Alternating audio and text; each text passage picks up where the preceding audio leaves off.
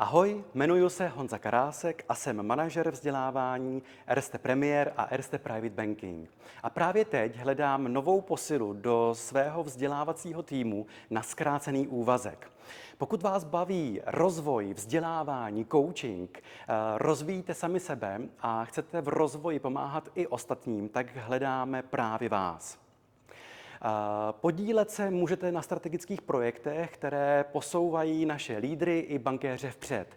Lídry v oblasti leadershipu, bankéře v poskytování komplexního poradenství nebo zvyšování jejich expertízy. Pokud vás toto video zaujalo, zamyslete se nad otázkou, jakým výzvám dnes čelí bankéři, kteří pečují o tu nejmovitější klientelu.